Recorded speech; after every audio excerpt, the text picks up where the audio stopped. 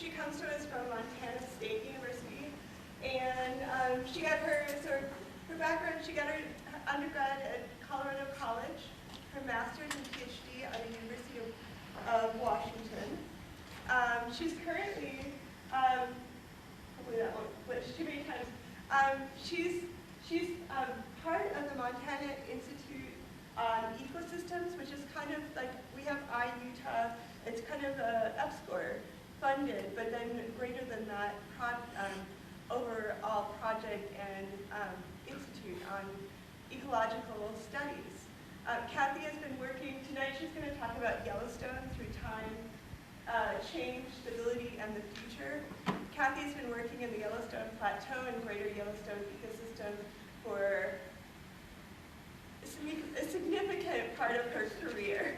We'll just say that. And as she does a lot of Paleo Ecological work, so she collects cores, looks at pollen.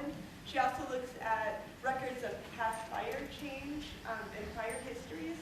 A couple of things to note, there are 2 sheets for those of you who are here because you're part of a class or you're part of the Ecology Center.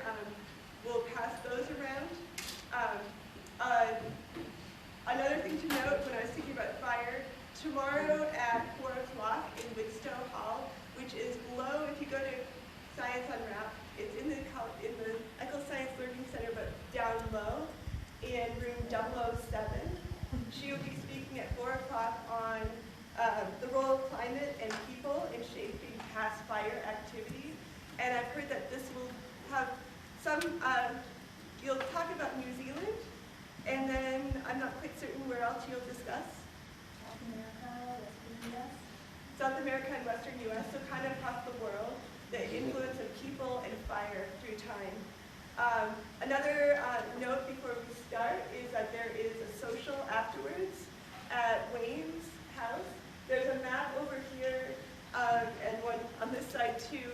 If you can't look at that and get your directions, or use your dork phone to like actually enter the address, there's sheets in the back also on how to get there, and there'll be a social where you can talk to Cathy and mingle around a bit. But without further ado, just to comment on that, it's a pretty dark street as you're coming up the steep hill, 1700, kind of at the very steepest part, kind of almost, there's a lane that goes down the road. So go slowly. Yeah, park on the street, park early, park often. You know, like you know Jack Schmidt, you can park at his house. But there, it's kind of, it is tucked back away. Okay. Thank you. Well, I'm going to see if I can figure out the lighting in this room. I did. I think it's this one. There we go. Okay. All right. How's that? There we go. Thank you, Cathy. Well, thanks, Tammy. It's great to be here. And I was told this is a public talk for people that don't know much about paleo ecology, so I'm keeping it very basic. Can you hear me? Oh, I think the sound just goes to the video, to the recording. It's not projected. Yeah, I can hear. Is the sound okay for you? Okay. Yeah, and I have worked in Yellowstone for several decades now, so it's a place, I've worked all over the world, but it's a place that I've thought about a lot and worked intensively. And those kinds of places are very special in your career because you always go back, they're like touchstones where you can check in on reality and try to understand what's going on. So this isn't, I have 2 of these clickers, so I have to see which one works. Okay. Yeah, and as Tammy said, I'm director of this thing called the Montana Institute on Ecosystems, and we really admire the Ecology Center here. We kind of look to you guys for how centers are done, how do you sustain collaborative activities among students and faculty. So we are a statewide institute. There's a hub at Montana State University that I'm the director of, and then there's a director at University of Montana, Rick Hauer. Okay, so when you hear a talk where it says Yellowstone's past, I think a lot of people, especially geologists, right away think about, well, this is going to be a talk about the super eruption, and when's the next super eruption going to happen, and all of that, but it's not. And if you're coming from a social science background, then you think, well, Yellowstone's past. It has to do with tourism or the early exploration of the park. and it's not. My talk's not about that either. Or for me, when I think about Yellowstone's past, I always put myself in that picture. So this is, my past in Yellowstone, going back as a kid. I grew up in upstate New York, but my family always used to take these somewhat painful vacations across the country to see my grandparents. So here we are at Logan Pass, and then we'd camp in this really uncomfortable leaky tent, and we'd feed the bears. I'm not going to talk about that either. What I am going to talk about is the history of Yellowstone that starts 20,000 years ago. And 20,000 years ago is when Yellowstone was covered by the largest ice cap in North America outside of the large ice sheets. So you talk about the Laurentide ice sheet or the Cordilleran ice sheet. The next largest ice cover is Yellowstone, and it looked like this. And the interesting thing as an ecologist for looking at this picture is this is really ground zero. This ice cap wiped out everything. It wiped out all the soil, the trees, the lakes, the biota. And so everything that you see in Yellowstone had to come in after 20,000 years ago. And so the interesting part is, how did that happen? What were the events that shaped the arrival of different species? And how resilient were species to some of the events that happened? So how did we go from that kind of a landscape, no soil, no lakes, nothing, to the present-day ecosystem in Yellowstone? And to get at that question, you really have to know something about a lot of different fields. So you have to understand climate, and not just climate, not just average climate, but you have to understand about climate variability.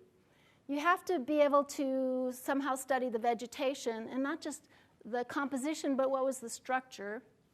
You have to think about disturbance, particularly fire, and not just the frequency of fire, but fire size and intensity, and then also think about people and how they altered the landscape. So in Paleo Ecology, this looks like a pretty simple diagram, but really the story is in the linkages and the strength of those arrows and which way those arrows are going. And the answer depends on the time and temporal and spatial scale that you're studying. So I'm going to talk about how do we study Yellowstone's ecological history, and then I'm going to tell you a little bit about what we know about the last 20,000 years. And I've titled my talk Stability and Change because I think there's some factors in Yellowstone that actually have created very stable conditions for quite a long time, but then there's other factors that have caused it to be a very dynamic system. I'll talk a little bit about fire, and then we'll move into Yellowstone's future, and particularly why I think having a perspective on the past helps you understand the future. And then we'll talk a little bit about what is the value of a place like Yellowstone. So paleoecology is basically just that. It's looking at past ecosystems to try to understand what's happening today. So in most paleoecologic studies, you're asking some really basic questions. You're saying, what are the natural drivers of change? And by natural, we're usually talking about climate. But then we're also asking, well, what's the footprint of people? And that's a topic I'll talk about more tomorrow. And then from a sort of applied point of view, what do we learn from the past that helps us understand what's going to happen in the future? Paleoecological information comes from all kinds of data sets, and some of you I know are studying some of these here. We call these proxy data because we can't reconstruct the climate directly, but we can study these aspects of the ecosystem, and from that we can infer what the environment or the climate was like. For me, it's lakes. I study lakes because lakes are great collectors of what happens in our environment. Everything that's in the air has the potential to land on a lake. Things in the watershed have the potential to wash into lakes. And once they get into those lakes, as long as the lake hasn't dried up, they can accumulate. That record can accumulate through time without disturbance. So if you want to look at a continuous record of environmental change, you go to a lake. And we have all kinds of equipment for getting these cores from lakes, and it really, the kinds of equipment that we use depends on the sort of question we want. So, you know, if we're interested in just what happened in the last few thousand years, then we'll just go with a simple tube and get the mud. If we want to get to the entire bottom of the lake, and the lake's quite deep, then we'll have more involved equipment like this core. And most lakes lakes around here have about, 6 meters of sediment vertically, and the age of that sediment can go back 15, 20,000 years or longer. For example, Great Salt Lake is quite a bit older. And we extrude these sediments, and sediments in lakes look kind of like toothpaste. They're usually quite mixed by the biota, the animals that stir up the bottom. They look like that, and when you're coring, you're just coring till you hit the bedrock, and you get no more soft sediment. Sometimes you have lakes that are so deep that there's no oxygen at the bottom of them, and so they don't support macroinvertebrates. There's no living critters at the bottom, so the sediments don't get stored. And then you get a record that's annually laminated. And so this particular site from Yellowstone, for example, we can count back 9,000 years of annual laminations in that record. So we can go to, 7,634 years ago and sample that record just like it was a tree ring record and look at all the things that are in that sediment layer. So those are fantastic records. Once you get one of these sites, it's like you're working on it forever. It's just got so much information. Let me just show you a little bit. When I moved to Montana, I moved to Montana from Oregon, from Eugene, and the lakes never freeze in Oregon. It rains all the time, you know. Once I moved to Montana, it's like, wow, this is great. Lakes freeze. We can, let me see if I can get this. We can, what happened to my video? It's right behind this? What do I put this down? I don't know. Let's see. Maybe it's there. Press the start arrow. We'll see what happens. Nope, it's not coming on. Let me try again. We got here early to get this to work. So you guys are just going to have to wait a second.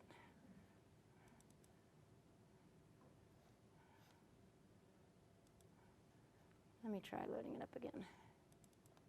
There it is.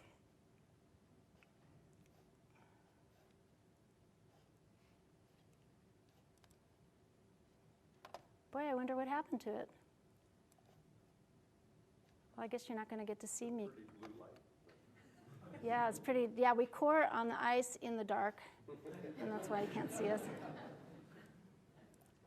Well, shoot ski. Okay, never mind. We'll go back to the PowerPoint.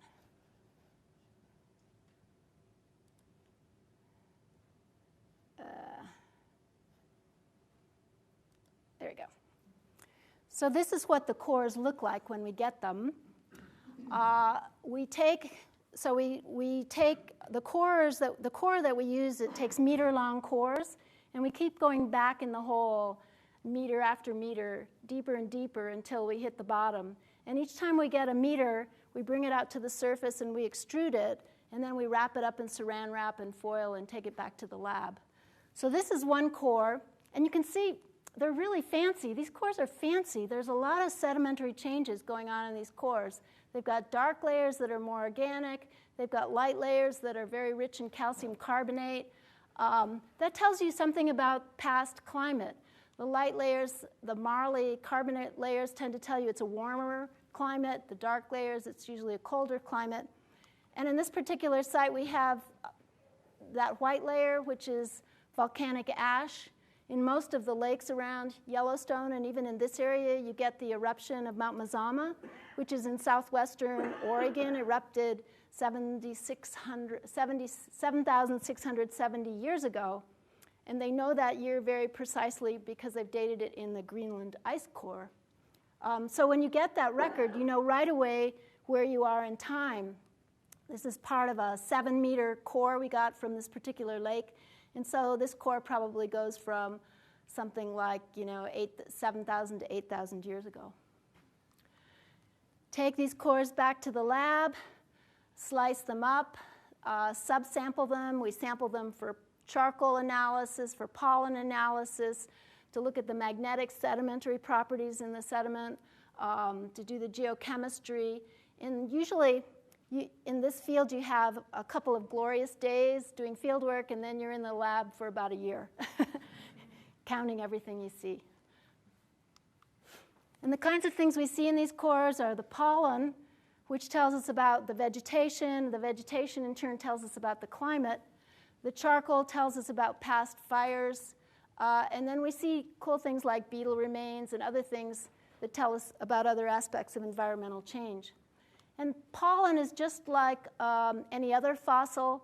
Different plants have pollen that looks different, and you just learn to identify them. So probably I know maybe 150 pollen types off my head top, but then I would go to books and keys and try to figure out what the rest of them were. The other thing we have to do in these cores is develop an age model, and sometimes this is the most challenging part, is to try to figure out how old that core is and how old each sample in that core is for your analysis.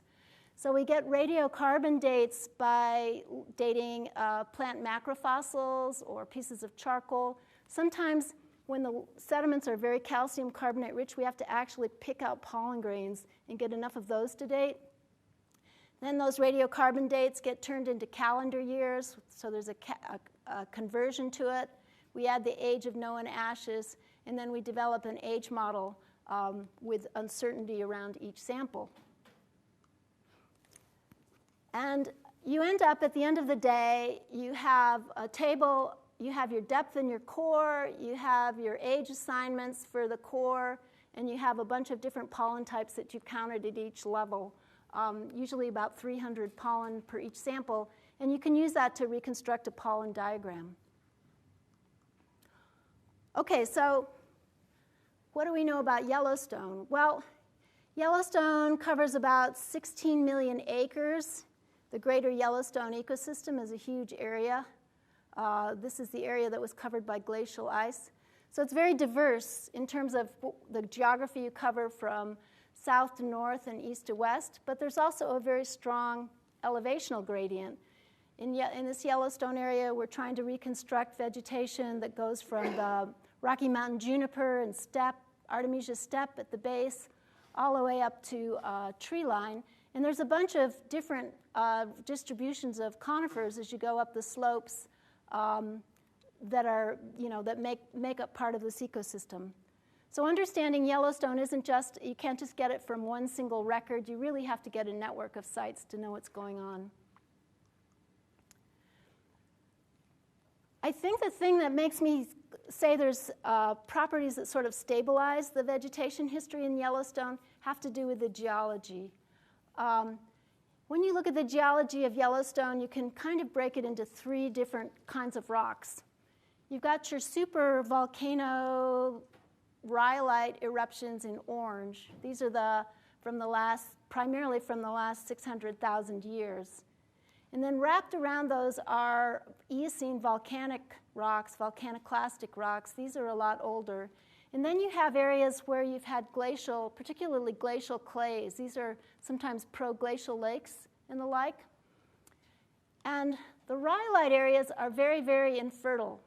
They don't have a lot of potassium or calcium. The andesite's kind of moderately fertile. Soils are finer grained, and the glacial clays are extremely fertile and very calcium carbonate rich.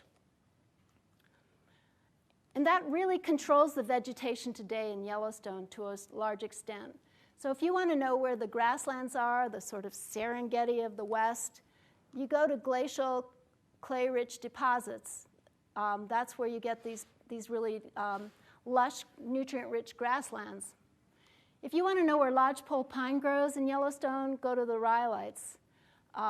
It's really about the only tree that can be supported on this kind of geology. And then the sort of spruce fir forest that we think of down here in our subalpine forest, that's in our andesite rocks. And those geology types have had a big influence in shaping the vegetation. So here's a lake that's on andesite. This is Emerald Lake. And you can see it's got a pretty fancy history. It's got an early period of sagebrush to about 12,000 years ago. Then spruce comes in. Then your pines come in. Here's fir comes in. And you can see even Douglas fir showing up towards the top. You can see juniper down here. Andesite, because of the nutrient capacity of those soils, has a pretty fancy history. There's a lot of change going on. So as climate is changing, the vegetation's changing. By contrast, when you look at a site in the rhyolite area, it's pretty complacent, I guess is the way you'd say. You start out with this early period dominated by grass and sagebrush to about 12,000 years ago, and then it shifts over to lodgepole pine forest. So for about 11,000 years, there's very little vegetation change on rhyolite, where areas around that rhyolite are showing this very dynamic response. So that makes me think that geology is really an important factor as we think about the future, because some areas are going to be much more responsive to climate change than others. And you can think about the history of Yellowstone. If Yellowstone wasn't part of this super volcano, then all we have is this older volcanics, and it would look very much like the Wasatch Range or the Gallatin Range or any of the ranges. It would just be a spruce fir forest. But because we had a hot spot in a super volcanic system moving through, we have this vast area of lodgepole pine that wouldn't be there otherwise. And if we hadn't had glaciation 20,000 years ago, we wouldn't have the ecosystems that support bison and elk to the extent that it does. So geology really matters in Yellowstone, and I really think we really don't recognize that in a lot of places, the importance of geology. Okay, well, what about the climate? Because that's the more dynamical forcing in the history of Yellowstone. This is a global reconstruction of temperature, so it's not just Yellowstone, but it kind of captures what we think of as the sort of climate history of the West. You start out in the glacial period, it's colder. We go through a period in the early Holocene, we call it the early Holocene thermal maximum, where it's warmer. And then in the last 6,000 years, the climate slowly cools during this period we call the neoglaciation. And if you look at all these squiggly lines, you can blow them up. This is the last 2,000 years. And here's another global reconstruction. But we have about 1,000 years ago, we have evidence of a warmer period called the medieval climate anomaly. And then here's the little ice age. And then, of course, we're shooting into warmer conditions now. But this is sort of the general form of the last, I'd say, 15,000 years of climate.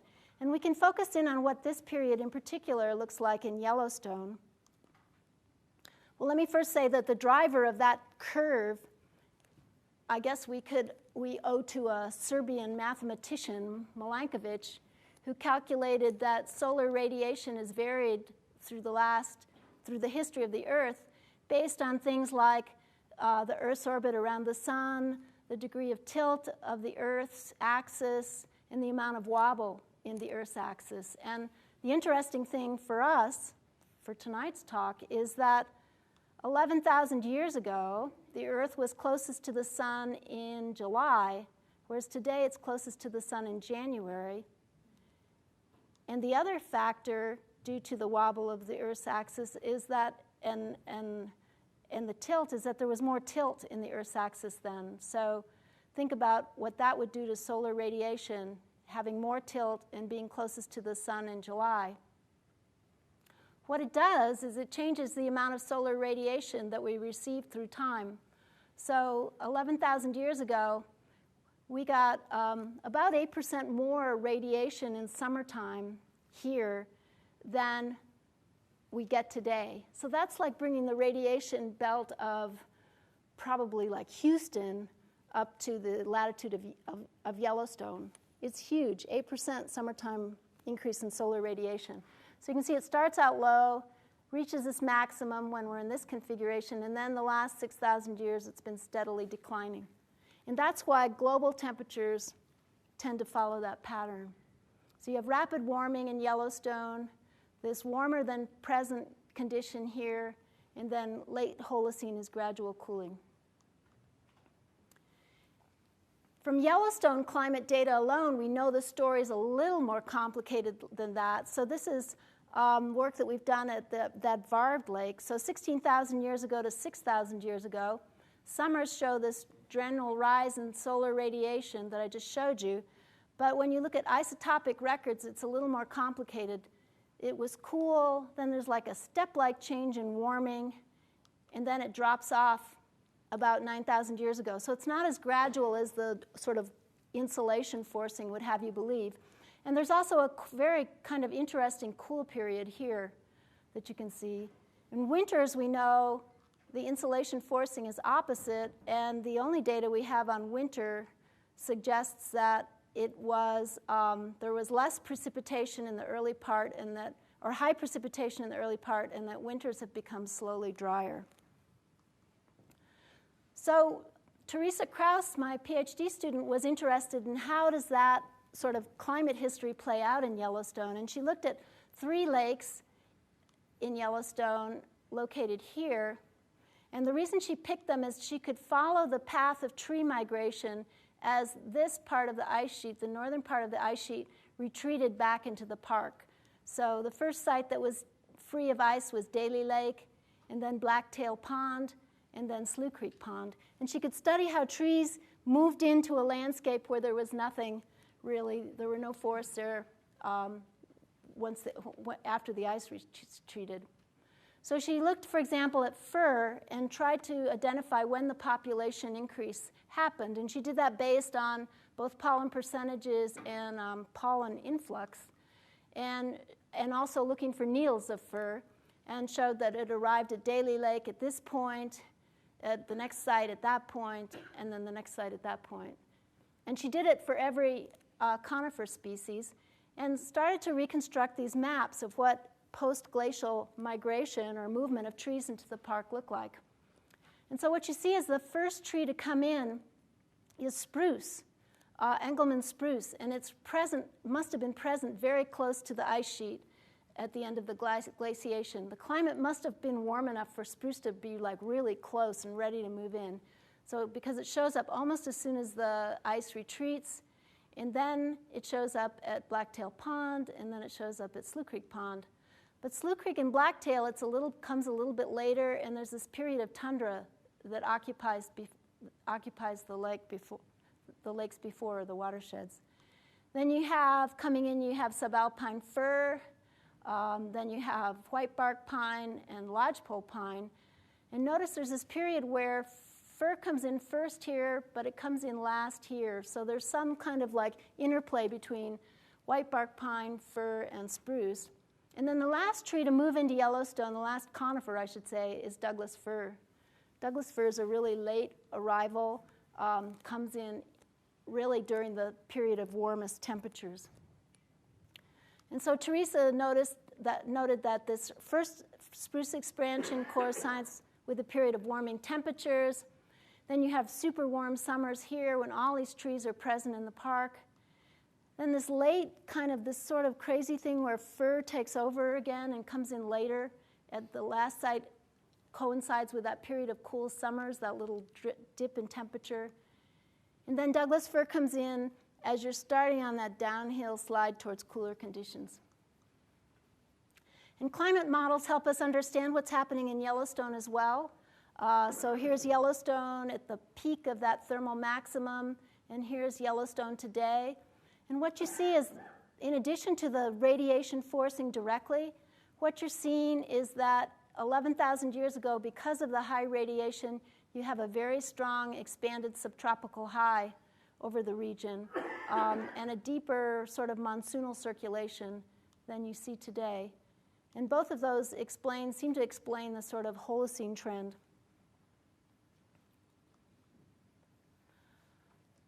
So from the data that we have from numerous sites, you can start to look at what's happening in Yellowstone through time. So here's our little elevational transect.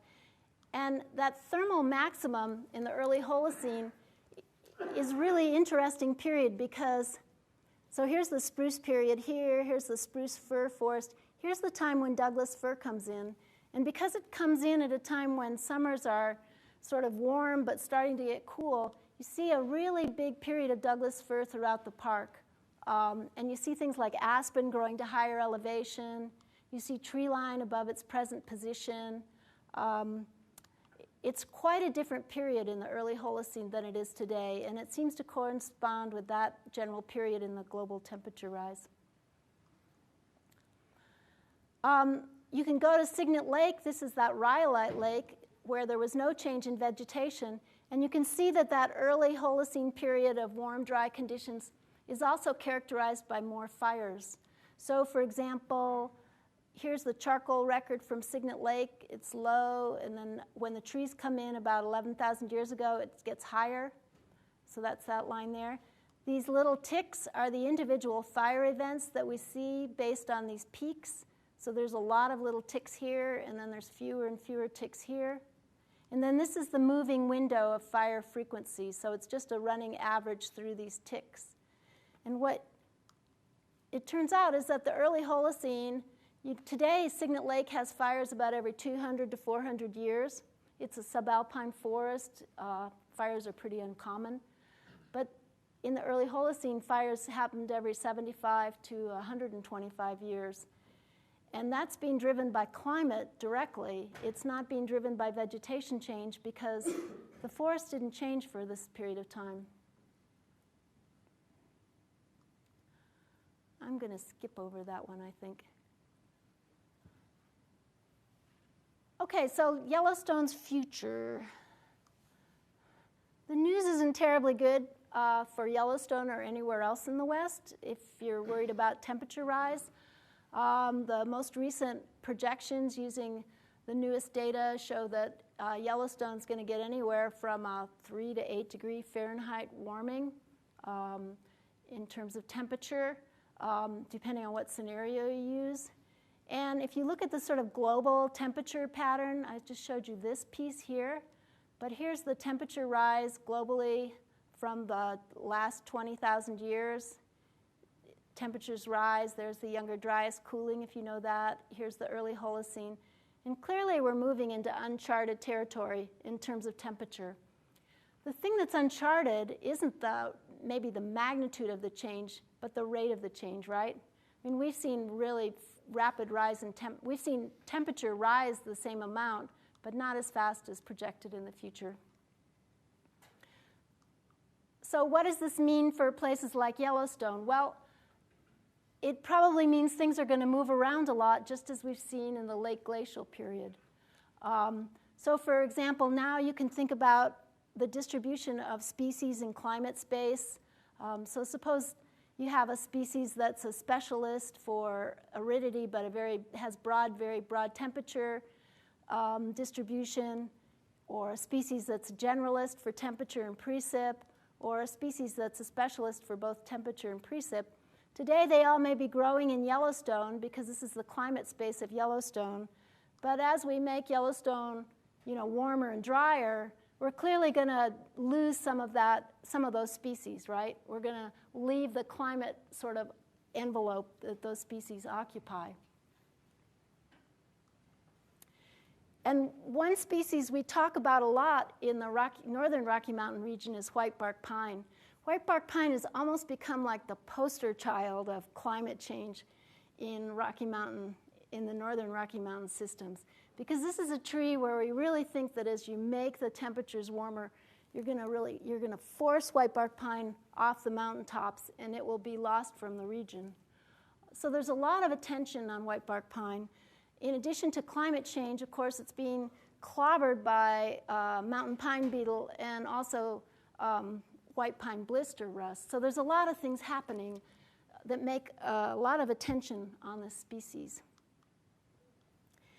And so a kind of a standard approach that sort of forecasts the doom of whitebark pine is to do this species distribution modeling or niche modeling, where you identify the climate space of that species, just as I showed you, and you figure out where it is and how it's going to change. So we did this really early on. This is, not the latest, but this was an early effort to do this, where we looked at where white bark pine was going to grow in the future, just with a 2 times CO2 increase. So red is dead. It'll be lost in the future from its current range. Blue is new. There's no blue on this map. And green is where its range won't change. So clearly, this projection isn't good for white bark pine. There was a second study that came out not too long ago, doing the same thing with slightly different niche modeling, looking at warmer, wetter, just wetter. And what it found is that no matter whether you made it wetter or drier, just making it warmer was going to be the loss of white bark pine. And then I think really one of the most sort of high-resolution studies that's come out recently and using current model projections is a study by Tony Chang. And here they really show the distribution of white bark pine now, and then under different climate warming scenarios, the RCP 8.5, which is the most warm scenario, and this is the more moderate scenario. And you can see that except for a few high areas, white bark pine's a goner. Well, when I hear that kind of stuff, it makes me want to think about the Paleo Record and what does the Paleo Record have to say about white bark pine, and can it provide any information?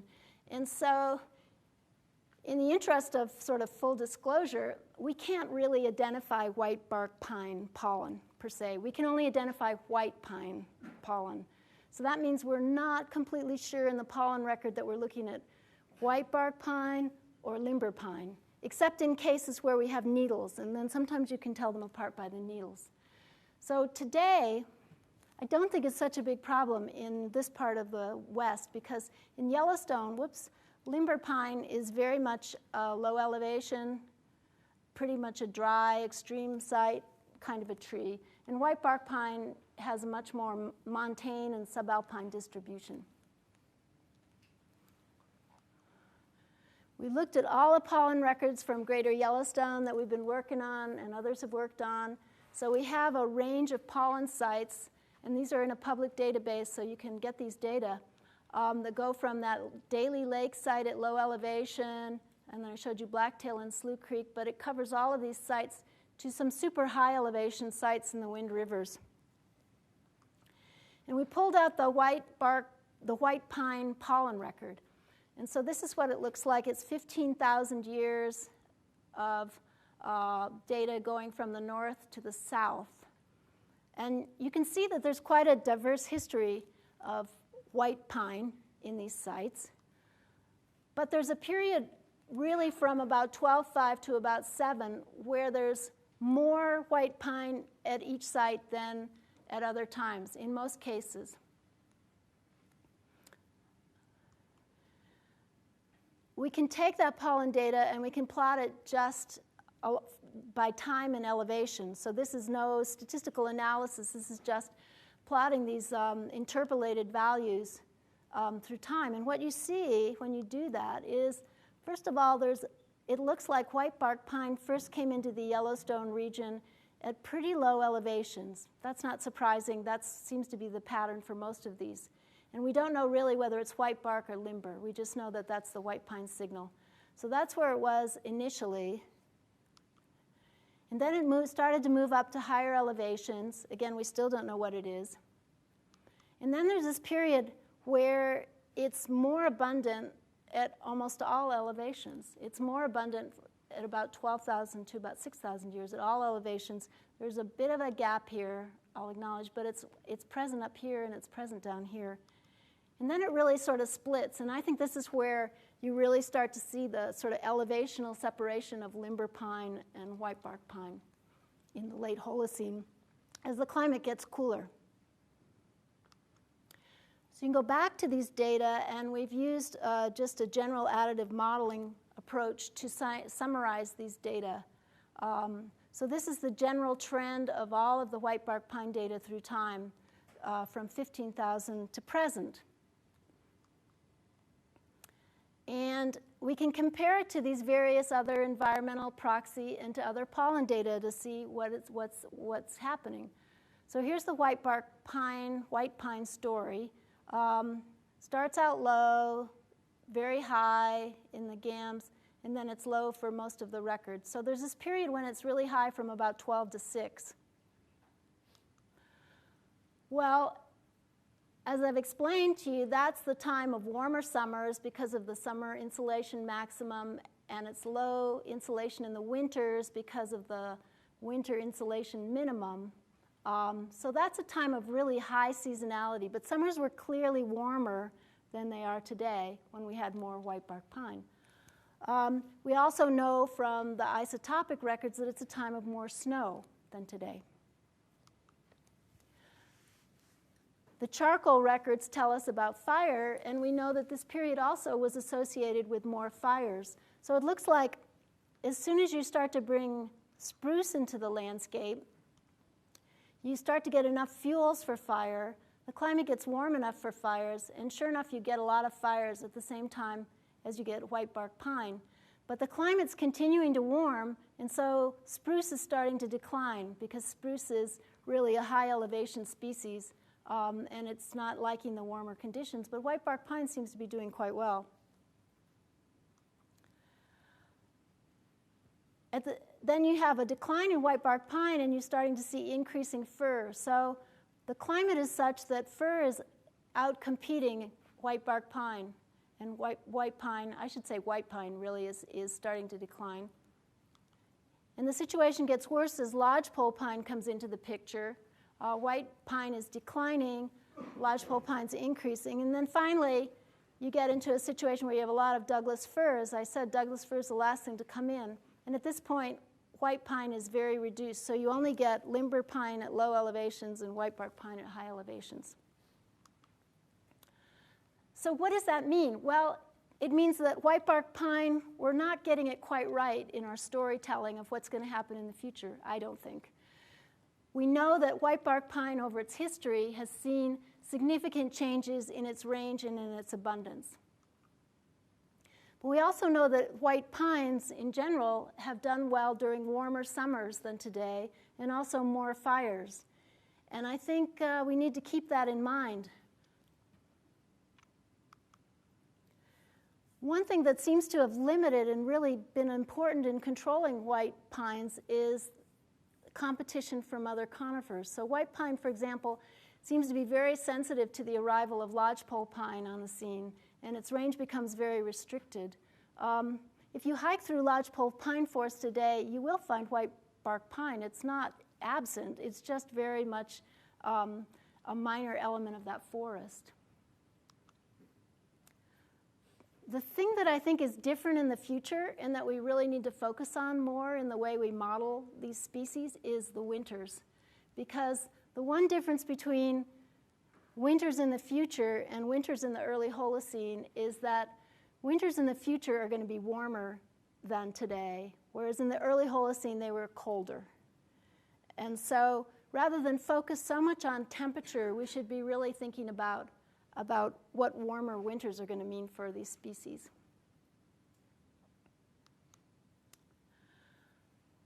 So I would argue that Yellowstone's a very dynamic ecosystem, and I think, in ecology, we tend to just focus on dynamism sort of being this part of this, ball and trough kind of a depiction. We think about how does the ecosystem that we're in now change as you sort of move up and down the range of variability that we see in sort of historical times. So we focus on this and we think about what's going to happen in the future. Whereas really, if we would incorporate paleo ecology data more, we would have a much broader vision of what these ecosystems can do. And so we've seen how these things have moved into landscapes where nothing occurred, how they have dealt with warmer conditions and colder conditions and more fires, how they've dealt with changing competition interactions. And we need to really think bigger when we try to understand what the future is going to bring. And at some level, it makes me optimistic about the future because I don't think we'll see a lot of extinctions. But I think we are going to see a very changed world nonetheless. So how is it going to change? Well, first of all the models say we're going to get more fires. Every model projects a longer fire season. So these are 3 different models. The color of red shows you how much warmer it's going to be in summer, right in the middle of the fire season. So I think we can expect more fires as we move into the future. And everyone's really concerned about fires as we go forward, not only in the scientific literature, but it's just a constant discussion among the public, in the public media as well, is what's going to happen as the West gets drier and warmer. In Yellowstone, the question is, how unusual was the 88 fires? Were the 88 fires a harbinger of what's going to come? And have we ever seen anything like it? That's the Paleo Ecology side of it. So one thing we've done with Paleo Ecology data is we've used both the tree ring data and the charcoal data to try to reconstruct area burned and see, have we ever seen anything like the 88 fires before? And we've been able to use charcoal and tree ring records to reconstruct 800 years of fire history in central Yellowstone. So this is about a 30,000 hectare area. And this is the area burned reconstruction in black. So the gray is showing you what the tree ring reconstruction is, and the black is the charcoal-based reconstruction that goes beyond the tree rings back in time. So this is thousands of hectares burned. And what we find is that if you look at the amount of this particular study area that burned in 88, it is very unusual. It's way above anything that you see in any other year going back 800 years. So in that sense, Yellowstone, the 88 fire is very unique. But if you think about decades of fire, there actually are several decades when more of Yellowstone burned. So what makes 88 unique is that it all burned in a single year. But there's actually decades, 20 to 30 to 40 year periods when a larger area, if you add all these up, burned. And these tend to be associated with very dry years that we can see from the tree ring record. So that makes you think, well, in some ways we're into something new, but in other ways we're not. I don't know if you've seen this reconstruction or not. This was published by several paleoecologists, tree ring people and pollen people. They reconstructed area burned in the western U.S. for the last 600 years. So here's present going back 600 years. And the gray line is the reconstruction of area burned based on tree rings and charcoal. This is kind of the red line is the reconstruction of area burned. This is the temperature reconstruction is the gray line and the dotted line here. And what you can see is that the red and the gray lines follow each other really closely for the last 600 years. So we get more fires in the medieval climate period when it's warmer in the west, and we've seen fewer fires in the Little Ice Age when it was cooler and effectively wetter. And then you come into the present day.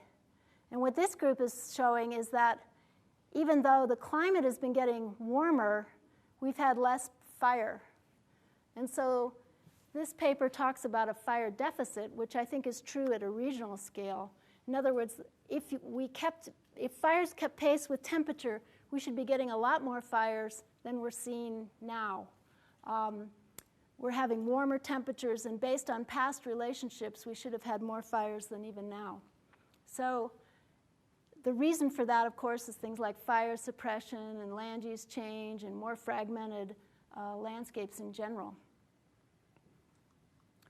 So based on that, I think as you think about the future is going to be all the things that we don't like about living in the West in the late summers, more smoke, concerns about health, the kinds of ecological damage that gets done fighting fires, and that sort of thing, and the threat, of course, to homes. And I think, we have to take that in mind and think about how that affects how we're going to manage fires going into the future, because it seems like we're due for more. There's other things you can think about with Yellowstone.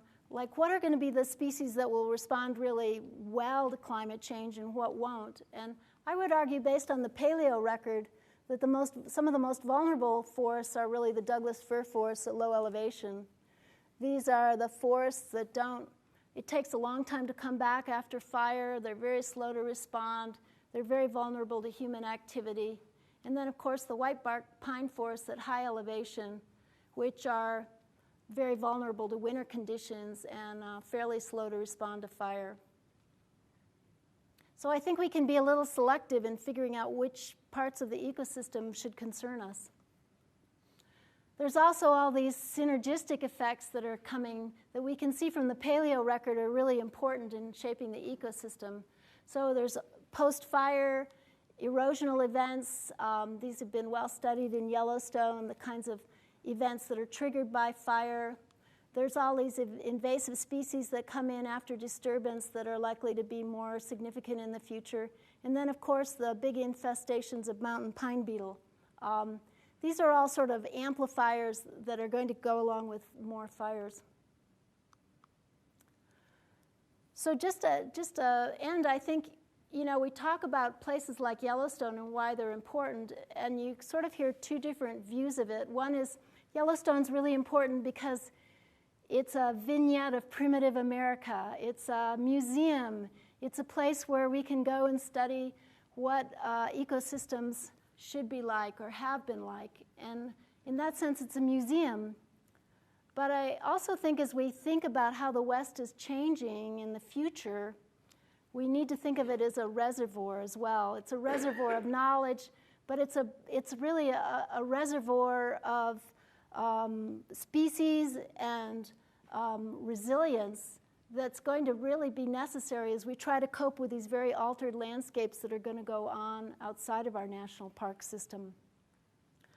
So if you think about ecosystems sort of occupying a range of human-disturbed conditions, you can think about whether an ecosystem is in the range of historical variability, as we might see it in the Paleo Ecologic Record, both in terms of its biota and its abiotic conditions.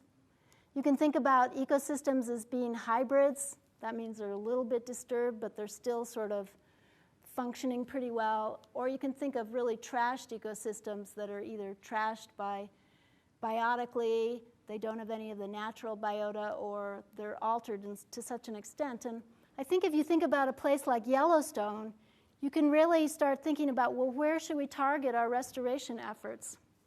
So there might be groups of areas where we say, Yellowstone is really functioning pretty well in the historical range of variability, or areas around Yellowstone are functioning pretty well. And these might be places where we only really just have a kind of a limited response to. On the other hand, if the ecosystems, if we can say, well, they're altered in one part of one component or another, biotically or abiotically, maybe that's where we're going to really focus our effort to try to maintain ecosystem structure or function. And then I think there's these ecosystems, we have ecosystems that are so completely trashed out that maybe we just sort of stand back and monitor them and really not invest a lot in trying to restore them. So I think Yellowstone's important for giving us that kind of insight that you can't get unless you look at this bigger sort of landscape picture. So thank you.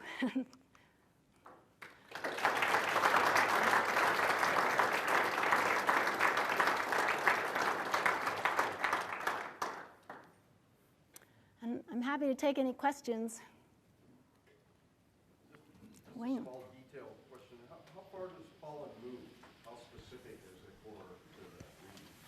Well, so pollen distribution really varies with species. So pine pollen goes everywhere. You can find pine pollen out in the ocean. And then some things like Douglas fir, which is like a cannonball in the pollen world, it just drops to the ground, doesn't go very far at all. And so we have literally thousands of samples from around the world and hundreds from Yellowstone area that help us calibrate that. So you wouldn't look at a particular pollen type and say, well, 20% pine means 20% trees. You have a kind of a calibration that goes along with that. Yeah. So where do you fall on this debate whether these climate records can be a helpful key to figuring out what to do in future warming scenarios. For example, using a warm period may give us a good key of how these things will move in the future under warm scenarios. Yeah, I think, I try to, It's quite extreme opinions on. yeah, and I kind of vacillate. There's the five stages of grief with climate warming. I don't know if you've read. So I'm like in denial and anger. But the Paleo Record is still the best place to go to understand how ecosystems respond to climate change and how they respond to warmer temperatures and drought. Now, we're moving past a lot of those scenarios, and if you want that exact analog, you're probably never going to find it, but there's still a lot to learn. And for example, I think like with white bark pine, there's a lot to learn from looking at species responses over time and what parts of the future climate do we really need to be concerned about and which parts maybe we don't need to be so concerned about. So, how do you feel about it? Sort of, I feel like there's a lot of helpful information, but we are going to I guess that's somewhere in the middle. Yeah, we've seen how species can respond to 5 to 6 degrees of warming. We know it's not going to kill, species can do that, but what we haven't seen is such a fast rate of change across such a fragmented landscape. But like I said, do I think species are going to go extinct, our major species? I don't know. I think they're just going to move somewhere if we let them.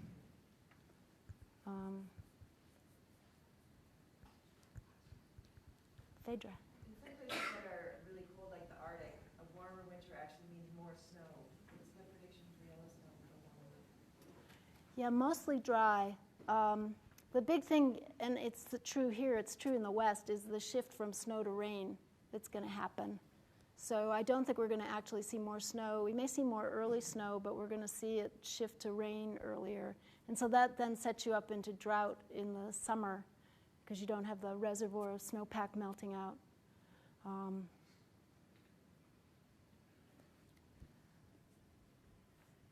Cathy, on your slide you had Yellowstone in the future, and you had museum or reservoir. Yeah. And I can think of lots of different ways I can interpret that. But what were you thinking? So museum is we protect it because it's a historical vignette. Okay. So to try to keep it exactly. Yeah, and we should protect it. Yeah, because because we can study how it's been and how it's developed. So I think that's important. It'll always be a museum, but we also, I think, need to realize its capacity really to help us understand altered ecosystems into the future. So in that sense, I think it's a reservoir. It's not only a reservoir because we'll be able to take things like hopefully Yellowstone cutthroat trout or whatever and maintain that population. It's a reservoir that way, but it's a reservoir also for understanding how systems are going to respond, I guess. Do you think there's possibilities of refugia in certain areas in Yellowstone that maybe the West wouldn't have because of the high elevation? Or is it? Well, Yellowstone doesn't have the highest elevations around. The Beartooth, I guess, could be. Yeah, there'll definitely be refugia for all kinds of things as we move forward. In that, I guess it was the last slide, you kind of wrote off the upper right-hand corner saying that West trash so bad we can't worry about it. Yeah, that's... If you were a farmer in Iowa who on trash... On the trash side of things... You're really happy with that ecosystem because it's producing a lot of product for use. Don't Yeah. you think we can manage those systems too? They may not be what intrinsically we might like as environmentalists, but we like the old way. But don't we have to manage those bad spots too? Well, they will be. They are getting managed, right? I mean, they're being managed because they have a real function. But whether they're worth restoring back to what they were, what restoring to some kind of a historical condition or to some kind of natural state, then I would argue maybe those aren't the ones you invest your resources in. I think you protect the places like Yellowstone so that they can function, and then you really target your resources to things that are not so completely screwed up. That's Hobbes, Richard Hobbes' figure. It's not mine, but I just thought it was pretty cool. Yeah. When places like National Park Service do a climate change vulnerability assessment, how do they incorporate this Paleo Ecological information? And they can point at a species distribution model, even though you and I agree those are pretty fishy. They sort of seem to provide some very quantitative, solid kind of information, whereas you're telling them a story about Paleo Ecological information that's, well, I'm not, I'm just trying to imagine how those managers wrap their heads around this kind of information. Yeah, it's funny over my career. So I think I've helped push the needle away from using the past as a snapshot. That it used to be that you would just sort of say, well, try to make it look like it did before Europeans came or something like that. And I think, Paleo says that's really not possible. You can't really manage for some condition in the past because the climate is changing. It's always been changing, and it's going to change in the future. So I think the Forest Service and the Park Service really, it's not just me, but they've adopted that idea pretty well. It's really hard for people to take into account time, long time scales, and so that's a really hard concept to take in. Managers are thinking in terms of years to decades, and even decades are hard to manage for. So I wouldn't say they've completely embraced the idea, but when I've shown them the white bark pine stuff, they all agree with me completely. It's like, yeah, white bark pine is really much more tolerant than a lot of these model projections are showing. That we know that, we can see it on the landscape, so they really appreciate sort of having some paleo stuff to back it up. So I think they like it, they don't know what to do with it. Does that help?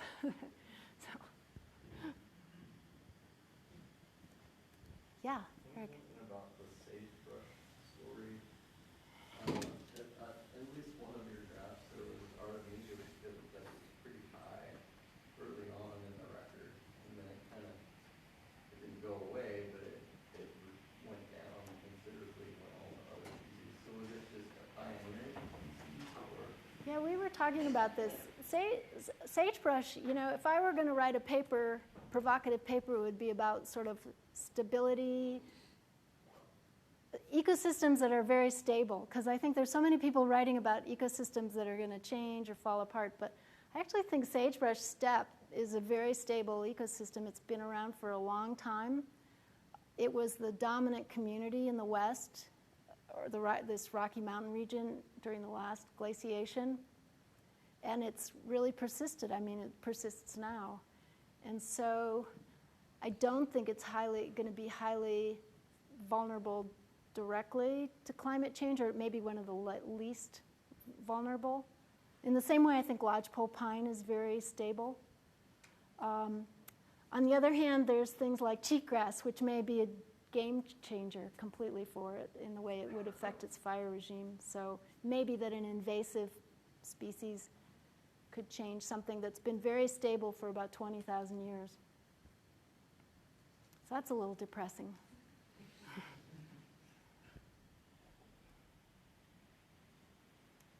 Okay, if there's no Great. other questions,